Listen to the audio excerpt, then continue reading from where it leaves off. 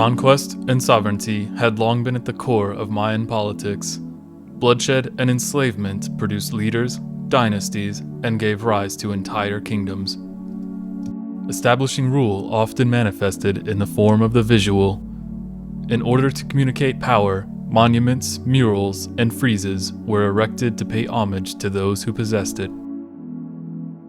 This particular frieze takes us to the northeastern corner of the Patin department in Guatemala, to the small yet pivotal site of Holmul.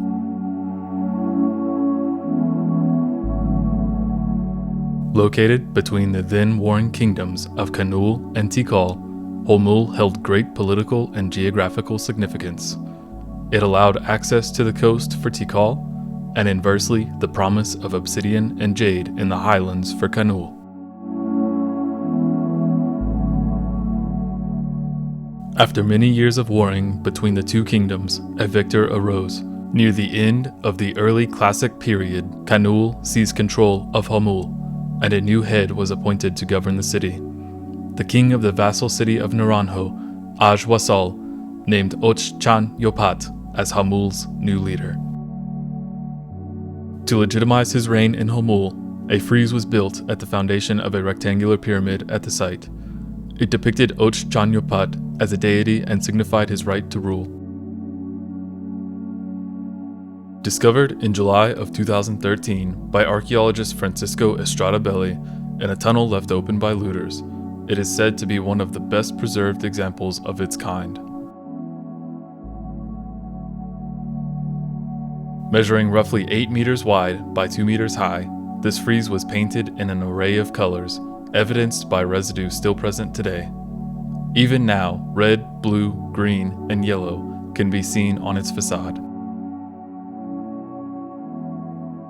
Looking closer, we can decipher many crucial elements that help guide our understanding of its significance.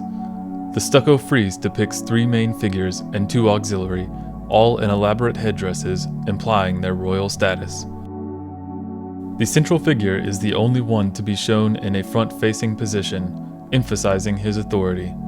His name is also the only decipherable one remaining. Identified as Ochchan Yopat, which means the storm god enters the sky, and sitting upon the head of a mountain spirit, he is deified to underline his status as a god-given ruler.